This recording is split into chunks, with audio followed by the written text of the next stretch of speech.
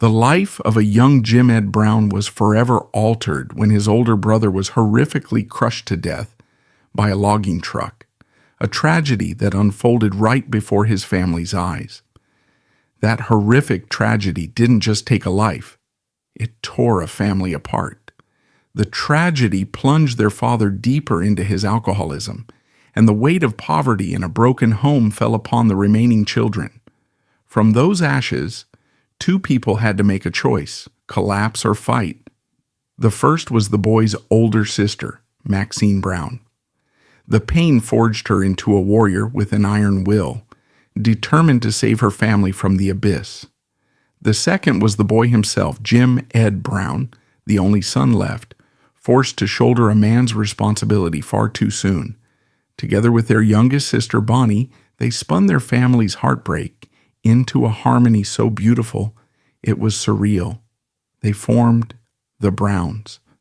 Their singing was a beautiful lie, a sweet, soothing melody that concealed an almost unbearable truth. This isn't just the story of a worldwide #1 hit or touring with Elvis Presley. This is the story of how three siblings, haunted by tragedy, used music to piece their broken lives back together. To understand their perfect harmony, we must first have the courage to listen to the discordant notes of loss and sorrow. To understand the resilience of the Brown siblings, you must first understand the unforgiving world that shaped them. Their story is rooted in the timber country of Arkansas during the 1930s and 40s, a time and place of profound hardship. Their father, Floyd Brown, was a logger and sawmill worker, a man who made his living in one of the most dangerous professions in America. The family was transient, moving from one rough-hewn logging town to another, from Louisiana to Sparkman, Arkansas, and eventually settling in Pine Bluff, chasing the work. Life was defined by the scream of the sawmill blade and the ever-present smell of pine. Their home was a simple shack, often without electricity or running water. This was the tail end of the Great Depression, and for a family that would eventually grow to include 5 children, every day was a struggle. This struggle was compounded by a dark secret that loomed over the household: Floyd's alcoholism. He was a good man and a hard worker when sober, but his heavy drinking cast a shadow of instability and fear over the family. It was a private shame, a common plight in the hard-living culture of the timber camps, but one that the family, and especially the matriarch, Bertie, tried desperately to hide from the outside world. Bertie Lee Brown was the family's anchor. While Floyd wrestled with his demons, she was a force of quiet, unshakable strength.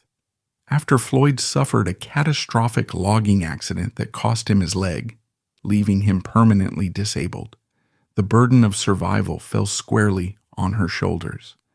She opened a small grocery store and diner, working tirelessly from dawn until dusk to feed her 5 children: Maxine, the eldest, Raymond, Jim Ed, Norma, and the youngest, Bonnie. The Brown children learned about work ethic not from lectures, but from watching their mother's ceaseless labor. They learned about resilience by living it every single day. But in 1945, the family's foundation of resilience was shattered by a tragedy so horrific it would become the defining trauma of their lives. Their brother Raymond was a bright, energetic 12-year-old boy. On a fateful day, he was outside helping his disabled father with a logging task. A moment of distraction, the unpredictable lurch of a truck, a child in the wrong place at the wrong time. The details are a blur of nightmare and memory. Raymond was killed, crushed by a vehicle. The accident was a cataclysm. It plunged the family into an abyss of grief. And in a detail of almost unbearable poignancy, their mother, Bertie, was 8 months pregnant with their youngest sister, Bonnie, at the time. She had to bury one child while carrying another. The death of a child changes a family forever. For the Browns, Raymond's death was a wound that never fully healed. It created an atmosphere of intense protective closeness among the surviving siblings, but also a deep-seated fear of further loss. The family retreated into itself, finding solace only within their own small circle. In the wake of the tragedy, two figures emerged as the defining forces in the children's lives: their mother, Bertie, and the invisible presence of their lost brother. Bertie, now the undisputed head of the household, doubled down on her faith in her family. She encouraged her children's interest in music, seeing it as a wholesome and healing outlet. The Brown home, once filled with the shadow of their father's drinking and the raw grief of their loss, now became filled with the sound of voices. They would gather around the radio, absorbing the harmonies of the Louvain brothers and the heartache of Hank Williams. And they would sing the gospel songs from church, their voices blending together, a small act of creating beauty and order in a world that had shown them so much chaos. The tragedy had a profound and distinct impact on the two eldest siblings, Maxine and Jim Ed. Maxine, as the oldest sister, felt an immense weight of responsibility. Already independent by nature, she became even more so, a second mother to her younger siblings. She was the organizer, the protector, the one who looked out for everyone else. In her memoir, she described how the isolation of her rural upbringing and the early trauma of her brother's death forged in her a fierce self-reliance. This experience is the hidden key to understanding her entire life. She was the engine of the family, the quiet leader who would later push them all toward a future she had to invent for herself. For Jim Ed, the impact was different. With Raymond gone, he was now the only son. He was just a boy, but he was suddenly burdened with the unspoken expectation of becoming the man of the house, the heir to his father's struggling lumber business. This created a deep internal conflict that would follow him for years. He felt the pull of duty to his family, a desire to fulfill the role his lost brother could no longer play. But his heart was pulling him in a different direction. He was a gifted athlete, and more he found his true passion in singing with his sister. Music wasn't just a hobby for Jim Ed. It was an escape from the immense pressure and the quiet guilt that had settled upon him. The stage offered a place where he could be something other than the sole surviving son. As they entered their teenage years, the musical bond between Maxine and Jim Ed deepened. Maxine's rich, commanding alto and Jim Ed's smooth, warm baritone were a natural fit. They began singing together at local events and on the radio in Pine Bluff, their close-knit family harmony standing out immediately, but their paths seemed destined to diverge. Maxine, always pragmatic, graduated from high school and pursued a business degree, eventually landing a respectable administrative job with the Arkansas State Police. It was a stable, secure life, a world away from the uncertainty of music. Jim Ed, still wrestling with his obligations, enrolled in college to study forestry, preparing to follow his father into the timber business. But Maxine had a different plan. Her ambition had never faded. She saw the unique talent she and her brother shared, and she refused to let it be buried under a life of quiet obligation. In 1952, in a move that would change all of their lives, she took matters into her own hands. Without telling Jim Ed, she filled out an application and entered him in a talent competition at the Louisiana Hayride, a hugely popular and influential live radio show that had helped launch the careers of giants like Hank Williams and soon Elvis Presley. A reluctant Jim Ed was pushed onto the stage by his sister, and to his own surprise he won. The victory was the spark that lit the fuse. It gave them the confidence to pursue music seriously. By 1954, singing as a duo, they caught the attention of Faber Robison, the owner of a small independent label called Faber Records. He signed them to a contract, and they went into the studio to record their first single. The song was a charming, upbeat number that Maxine had written herself, called Looking Back to See. The record was a sleeper hit. It started getting airplay on local radio, and then exploded, climbing all the way into the top 10 on the national Billboard country chart. For a brother and sister from the backwoods of Arkansas, it was a dream come true. They were professional recording artists. They had a hit song. They were on their way. But their first taste of success came with a bitter, immediate lesson in the predatory nature of the music business. Faber Robison, the man who had discovered them, had signed them to a contract that was profoundly exploitative. When the time came for them to be paid the royalties from their massive hit, the money never came.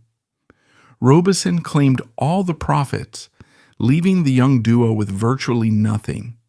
It was a devastating betrayal. They had poured their hearts into their music, only to be cheated out of their reward. For a family that had known nothing but financial struggle, this deceit was a particularly cruel blow. Discouraged and nearly broke, their career could have ended right there. But the Brown siblings were forged in hardship. This was just another obstacle to be overcome. They added their youngest sister, Bonnie, who had just graduated high school, to the act.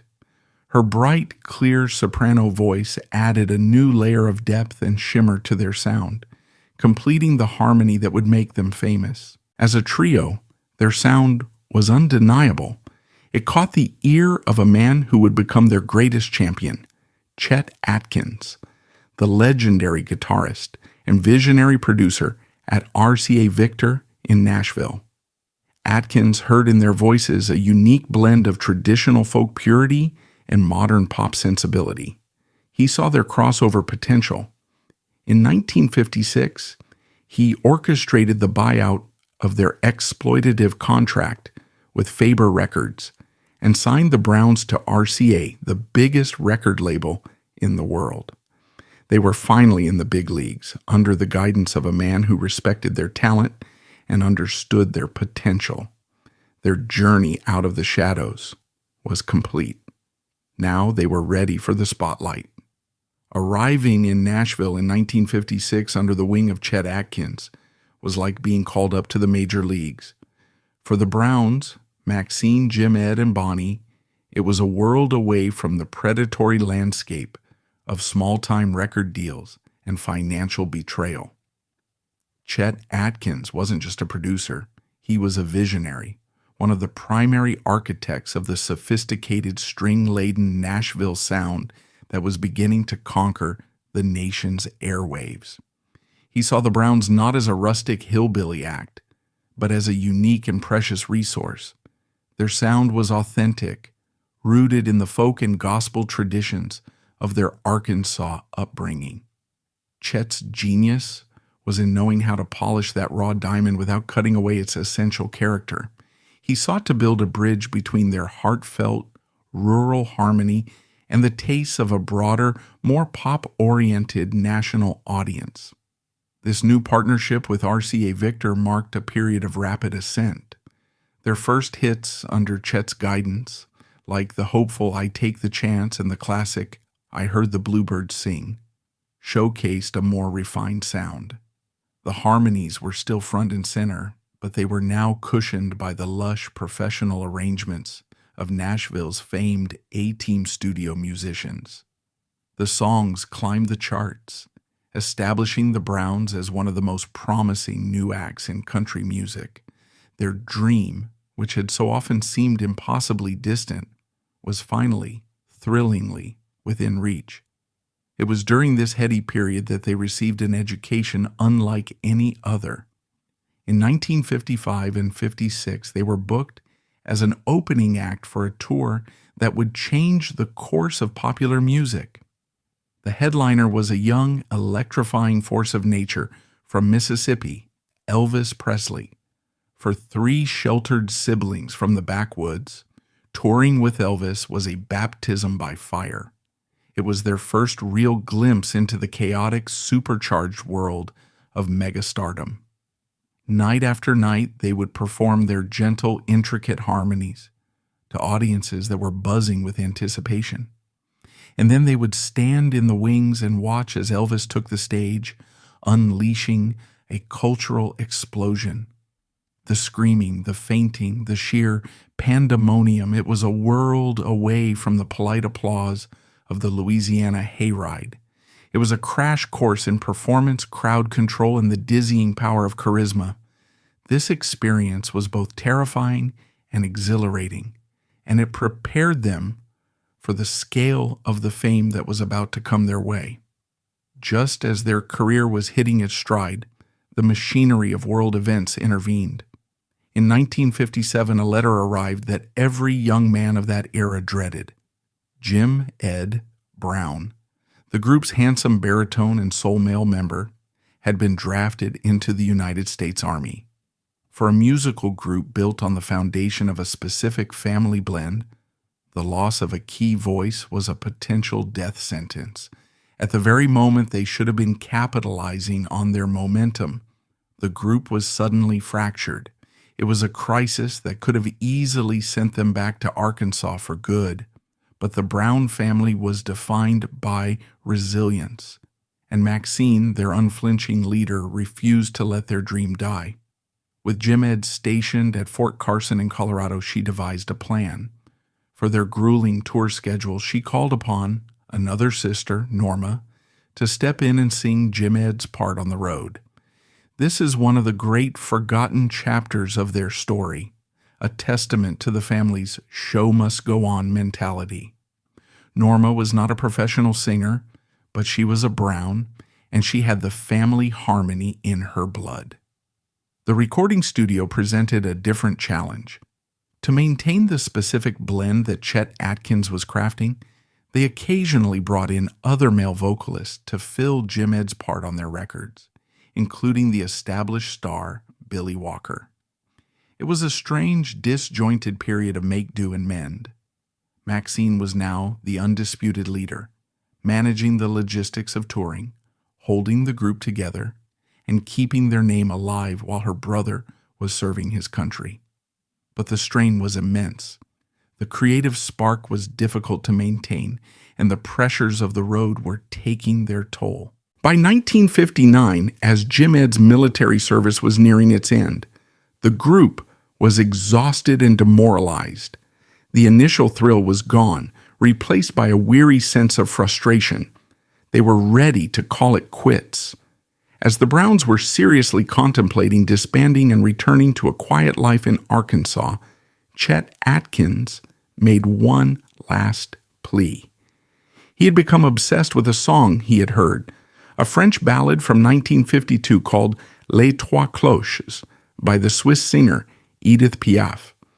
It was a long, strange, and beautiful song, a narrative that followed the life of a man named Jean-François, from his baptism to his wedding to his funeral, all marked by the ringing of the 3 village church bells. It was in essence a 3-act play condensed into a folk song. Imagine the scene. Chet, the soft-spoken guitar genius, gathering the 3 weary Brown siblings in the studio. He puts the record on the turntable. They listen, confused. The song was nothing like the 2-minute love ballads that dominated American radio. It was slow, melancholic, and deeply philosophical. Their reaction was unanimous. No one in America would listen to a song like that. It was too long, too sad, too European. They politely but firmly refused. But Chet Atkins was a man of quiet, unshakable conviction. He believed in the song, and more importantly, he believed it was the perfect vehicle for the Browns' unique storytelling harmony. He saw a timeless, universal quality in its lyrics. He persisted gently but firmly, asking them to just try it. Reluctantly, they agreed to one take. They gathered around the microphone with Chet leading a sophisticated arrangement that included a string section and the gentle percussive rhythm of his own acoustic guitar. What happened next was an act of pure studio alchemy. As their voices intertwined, the simple French folk song was transformed. Maxine's soulful alto carried the narrative, Bonnie's soprano added a layer of ethereal grace, and Jim Ed's warm baritone provided the resonant foundation. The story of Little Jimmy Brown, a name they anglicized from the original, came to life. It was a sound that was at once profoundly sad and deeply comforting. When they finished the take, there was a stunned silence in the control room. They all knew they had just captured lightning in a bottle. Released in the summer of 1959, The Three Bells was a phenomenon. It was a song that defied all genres and all expectations. It started climbing the country charts, then the pop charts. In an era of deep racial segregation in music, it even became a #1 hit on the rhythm and blues chart, a feat that was almost unheard of for a white country group. It sold over 1 million copies, earned them a Grammy nomination, and made the Browns into global superstars. Their world was completely transformed. They were no longer just a country act, they were household names. They were whisked to New York to perform on The Ed Sullivan Show, the absolute pinnacle of television exposure. They appeared on Dick Clark's American Bandstand, sharing a stage with the biggest stars of rock and roll. Their gentle, folk-infused harmony was a soothing antidote to the raw energy of Elvis and Jerry Lee Lewis, and the public couldn't get enough. Their fame spread across the Atlantic. They embarked on extensive tours of Europe where their storytelling ballads and pristine harmonies were embraced by audiences who saw them as authentic practitioners of American folk music. The three siblings from the pine woods of Arkansas, who had grown up without electricity, were now international celebrities, the embodiment of the American dream. For a few shining years, they were on top of the world, their lives a whirlwind of sold-out shows, television cameras, and chart-topping hits like Scarlet Ribbons and The Old Lamplighter. But the view from the summit is often precarious. The relentless pressure of maintaining their success began to take its toll. They were living in each other's pockets, on a tour bus for most of the year, and the natural frictions of family life were magnified under the intense glare of the public spotlight. Their personal lives were also changing. Maxine married, trying to balance the demands of a family with the life of a touring musician. Jim Ed, returning from the Army to this explosion of fame, was now a bona fide star, and with that came new opportunities and new ambitions. And beneath the surface of their perfect harmony, the same creative tensions that had existed before the Three Bells began to reemerge. Maxine, the purist, wanted to remain true to their folk and gospel roots. Jim Ed, with an ear for the changing tastes of the public, was increasingly drawn to a more contemporary pop-influenced sound. They had achieved everything they had ever dreamed of, but the shared dream was beginning to fracture into three individual desires. The perfect harmony was about to face its greatest test, not from the outside world, but from within. To the outside world, the years following the unprecedented success of the Three Bells were a golden age for the Browns. They were no longer just a country act. They were bona fide international pop stars, a beloved symbol of wholesome family harmony. Their lives were a whirlwind of sold-out concerts, television appearances, and recording sessions with the legendary Chet Atkins, producing a string of more than 20 hit records. They had achieved a level of success that was simply unimaginable for three kids from the timber country of Arkansas. They had escaped poverty, overcome tragedy, and conquered the world with the sheer beauty of their voices. But the relentless machinery of fame is a demanding and often destructive force. The constant touring, sometimes over 200 shows a year, was beginning to take a heavy toll. The joy of performing was slowly being eroded by the sheer exhaustion of life on the road. More significantly, the three siblings, who had been an inseparable unit for their entire lives, were beginning to grow in different directions. Bonnie, the youngest, had married and was starting her own family.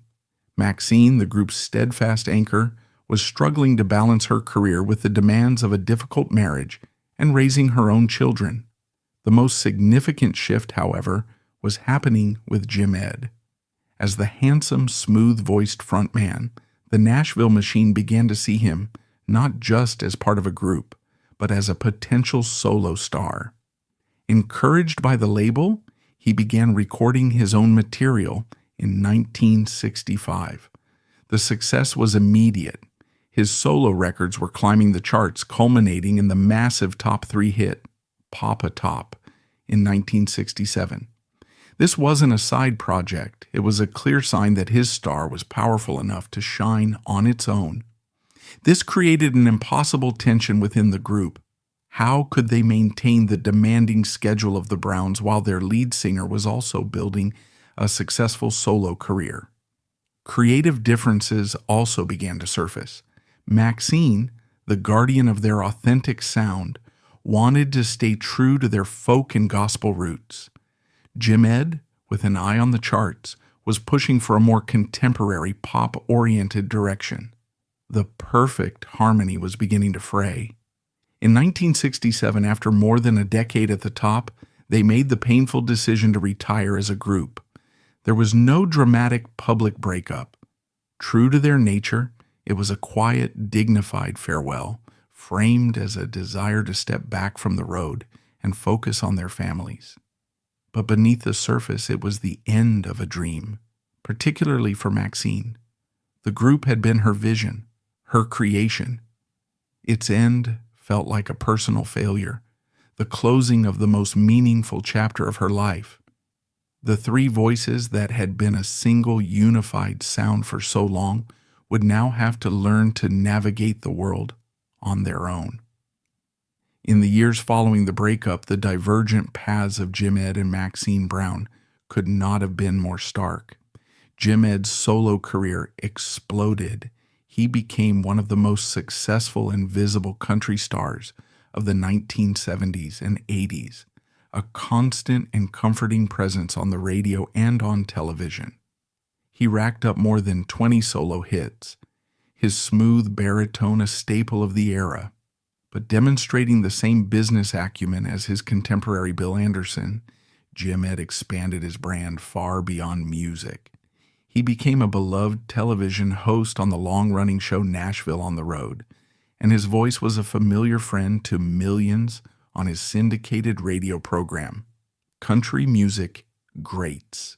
He also became one of the first country artists to understand the power of commercial endorsement, becoming the friendly and trusted spokesperson for the Dollar General retail chain. For decades, his autographed photo was a fixture behind the counter of stores across America. He had successfully transformed himself from the frontman of a family folk group into a multimedia enterprise, a beloved and enduring icon. Maxine's journey was much quieter and in many ways more difficult. She attempted a brief solo career, but the Nashville industry, which had so enthusiastically embraced her brother, was less welcoming to a female artist in her late 30s. In a painfully revealing moment from her memoir, she recounted being dismissed by an RCA executive as an old hat, a callous remark that encapsulated the ageism and sexism that so many female artists of her generation faced. Disillusioned, she largely retired from the music business to focus on raising her family. But the fierce, truth-telling spirit that had driven her for her entire life had not been extinguished. For years, she quietly worked on her autobiography, a project that would become her most important and lasting contribution. Published in 2005, Looking Back to See was not a sweet, nostalgic trip down memory lane. It was a brave, unflinching, and often critical account of her life and the industry she had helped to build. In its pages, she finally told the full story of their family's early tragedies, the financial betrayal by their first manager, the quiet heartache of her own unhappy marriage, and the sexism she faced in Nashville. It was an act of setting the record straight, a final rebellion against the polished, perfect image the world had of the Browns. It was her voice, unfiltered and powerful, one last time. Maxine's memoir finally pulled back the curtain on the central paradox of the Browns, the immense gap between their public image and their private reality. For decades, they were presented as the ideal American family, their clean-cut image and wholesome harmonies, a symbol of down-home virtue. But this image was a carefully maintained facade built to hide a lifetime of struggle. The family's dark secrets, their father's alcoholism, and the trauma of their brother's death were never mentioned. These were private griefs, deemed too raw and too real for the sanitized world of 1950s entertainment. The secrets extended into their adult lives. Maxine's quiet endurance of a long and unhappy marriage, plagued by her husband's own addiction and infidelity, was a private battle she fought to protect the group's image. And Jim Ed, too, had his secrets. Decades later, his wife Becky's own book would reveal that the immense pressures of fame had led him into an affair, a painful period of betrayal that tested their own 54-year marriage. These were not the stories of scandalous rock stars. They were the complex, messy, and deeply human struggles of people trying to hold their lives together under the immense weight of public expectation. Maxine's book also forced a reevaluation of the group's internal dynamics. While Jim Ed was the public face and the solo star, her memoir made it clear that Maxine had always been the group's administrative and creative backbone. She was the one who pushed them to start, who held them together when Jim Ed was drafted, and who fought to protect their authentic sound. Her story is a classic example of the gender dynamics of the era, where a strong, ambitious woman's foundational contributions were often overshadowed by the male star she stood beside. Her memoir was a quiet but powerful act of reclamation, a final insistence that her role in the story be fully and properly acknowledged. Despite the professional split and their separate lives, the deep bond between the Brown siblings never broke. They would reunite for special performances over the years, and the moment their voices came together, the magic was instantly back, a testament to a connection that ran deeper than any career ambition. But the final chapter of their story would be defined by a heartbreaking echo of the tragedies that had marked their beginning. The family that had been shattered by loss would be brought together one last time by a shared final sorrow. In 2014, Jim Ed was diagnosed with lung cancer.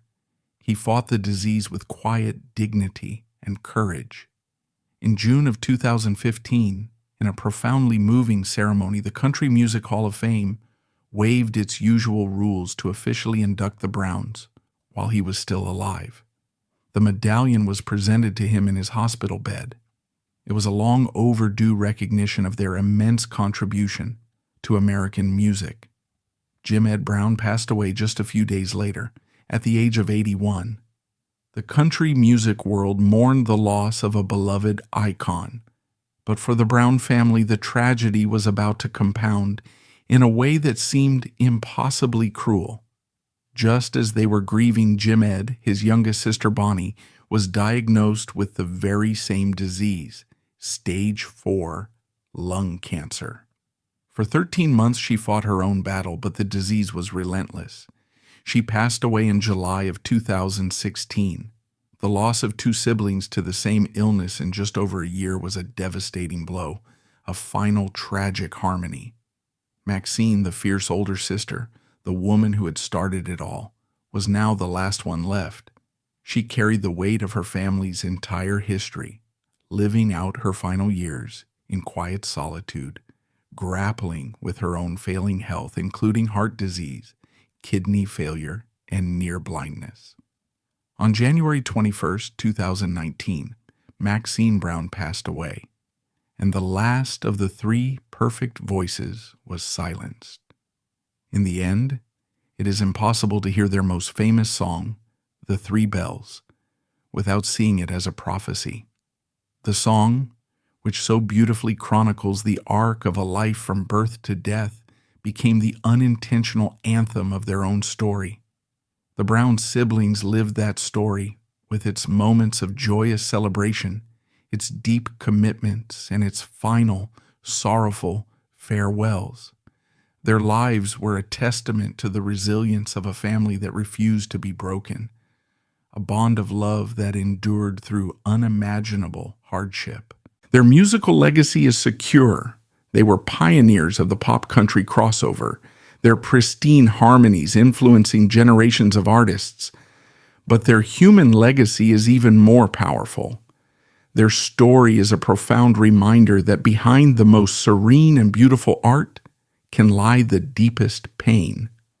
The perfect harmony of the Browns was not a contradiction to their tragic lives. It was a direct response to it. It was the sound of three children shattered by loss, clinging to each other, and creating a world of perfect, orderly beauty to hold back the chaos and sorrow of their reality. Their music was more than just a collection of hits. It was their sanctuary. It was their survival.